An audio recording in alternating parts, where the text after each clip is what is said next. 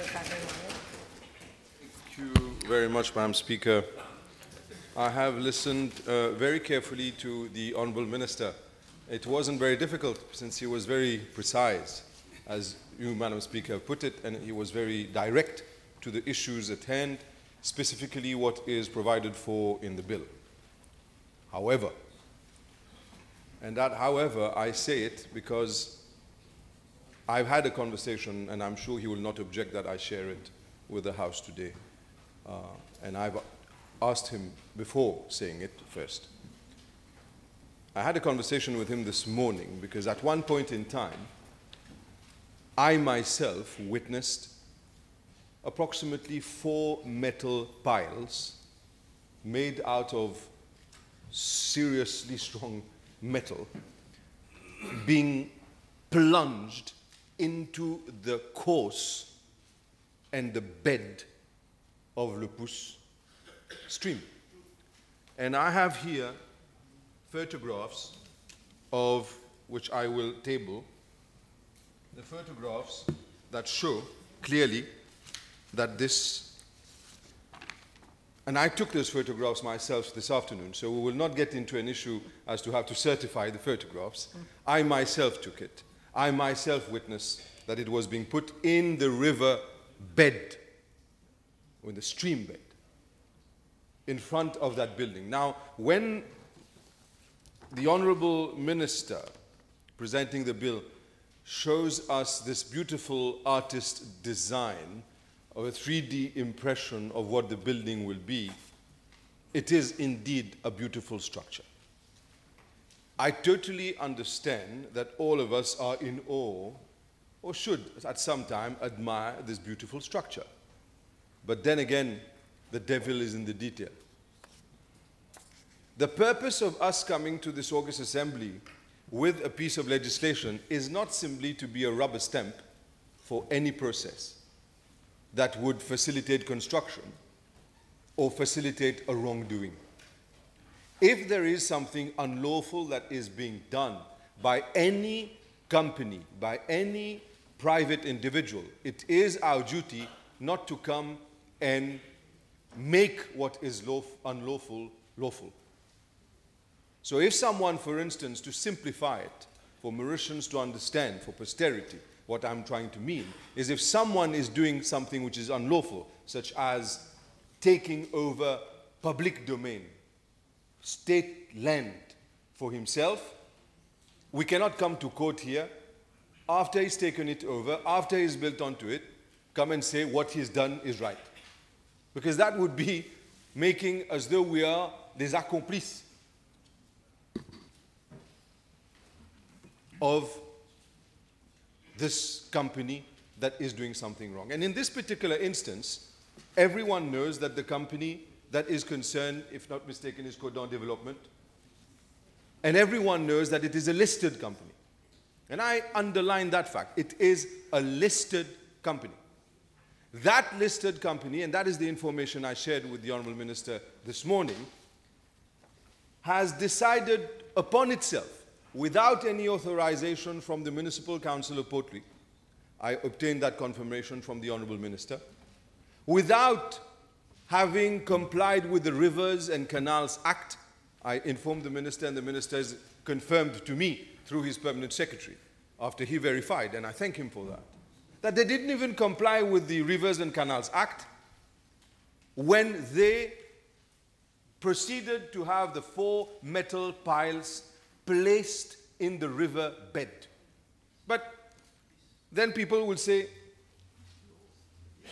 but then are we not, as members of Parliament, Madam Speaker, honourable members and friends, are we not here as elected members of this House to ensure that we give the good example? And I'm calling out, Madam Speaker, to each and every member of the opposition and of government, because specifically government, we are all here on equal footing. We are all here elected to ensure that we give the good example, that we show respect for our laws. Section 25 of the Rivers and Canals Act of the Republic of Mauritius states, and it states the following, and I quote, "Except with authority from the Supreme Court no person shall make or place any dike, dam, basin, or construction of any kind in the course of any river, stream, run of water that is public property. First question, is the Pouce stream public property? Answer, yes. Has Codan Development, which is a listed company, obtained authorization of the Supreme Court to place those metal piles in the riverbed? I asked the Honorable Minister, and I have no doubt in him giving me the right information, and he himself verified that this company never obtained the authorization from the Supreme Court. This is what he told me, and I believe what he tells me. So if this company has not even obtained authorization from the Supreme Court and has violated Section 25 of the Rivers and Canals Act, we are here called upon today to vote a piece of legislation that will in some sense come and give credence to an unlawful situation. We are here to help a private listed company to continue development when this company is in violation of the laws that us parliamentarians have voted.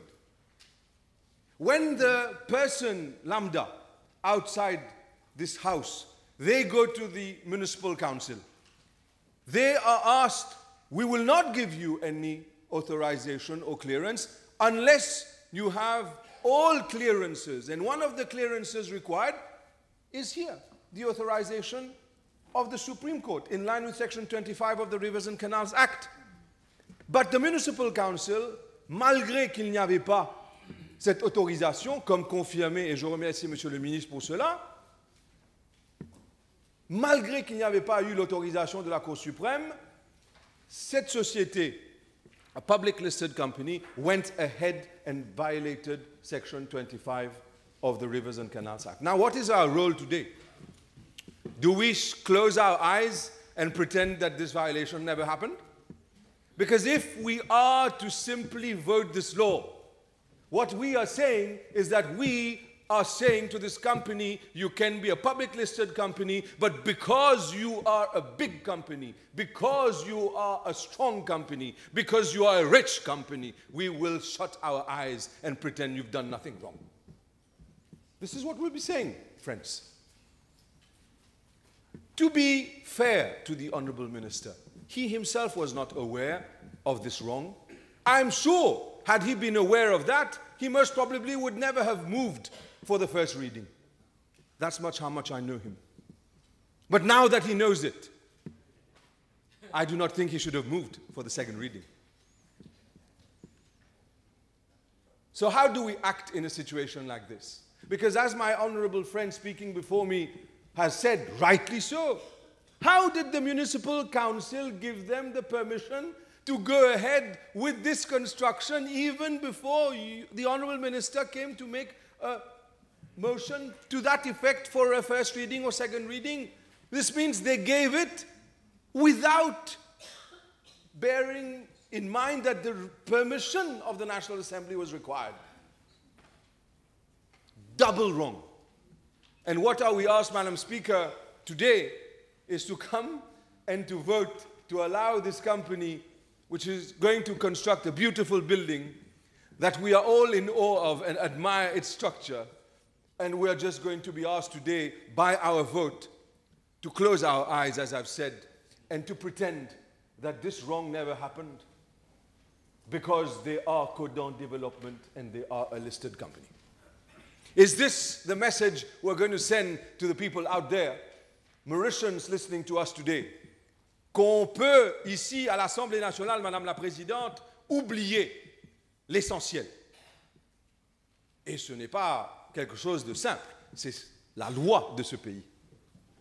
Are we to put it aside to satisfy the might of this listed company? Now, I base myself, and I say it, on all the information that the Honourable Minister has shared with me, and I'm happy that he has been nodding there with approval, he's been acquiescing. But there is something even most important. And the Honourable Minister talked about the car parks of '92 and the car parks of 1998. 6, and I'm not trying to open the debate, but sticking to what he said.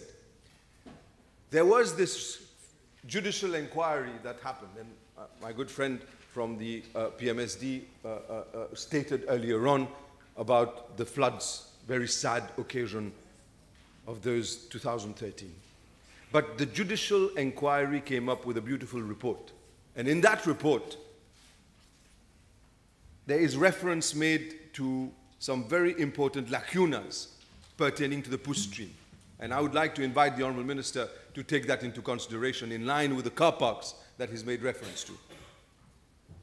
The Director of Public Prosecutions issued a statement, a communiqué, following this judicial inquiry.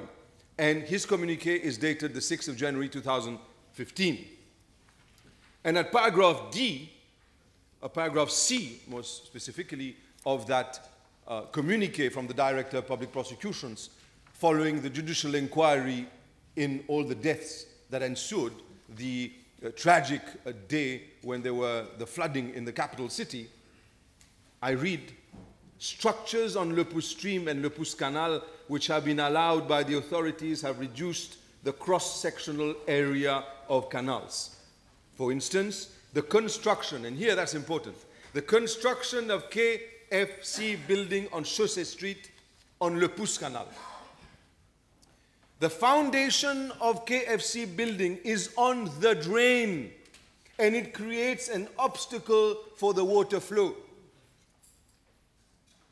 Madam Speaker, it goes on to talk about not only KFC building, but it talks about the covered spaces of Air Mauritius parking, Rogers parking, Hawker's Palace, and Garden Tower. The columns, the report says, have been casted on the river course, Le Pouce, the one that is the subject of today's legislation. Now, I am not here to go into who was at the time in power, because that is irrelevant. I'm not here to go into who's to blame. That is irrelevant. I am simply going to say that we as parliamentarians are all responsible, whatever be the side of this house that we're sitting on. Because we are all duty-bound. I humbly say so. I'm not in any way trying to give lessons. Some may think I am, but I'm not.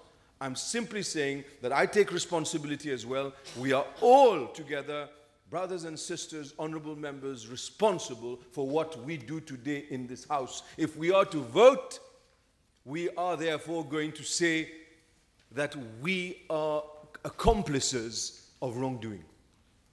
In fact, what I'm going to do today, Madam Speaker, is maybe something which would surprise the Honorable Minister. It will surprise my good friends on all sides, both sides of this house. I'm going to ask him not to proceed with his bill. Because I want, and I would humbly request, nay, I beg of him, send a message to all the country outside. Send a message to the rich, to the one who is not rich, to Mauritians who are all equal in our eyes and in the eyes of the law. Send a message out there that you shall not be allowed to violate the law. Send a message that you will not be taking time of the August Assembly to satisfy a public listed company that we do not know has yes or no breached Section 25 of the Rivers and Canals Act, because unless the minister comes and shows us, because he said to me they haven't obtained Supreme Court permission, but if they have, fair enough. But if they haven't, how in the name of reason, how in the name of the people of this country can we proceed with this bill today? I beseech him, I implore him not to proceed with this legislation, because it would be sending a message out there that we are ready to condone what should never be condoned. Thank you.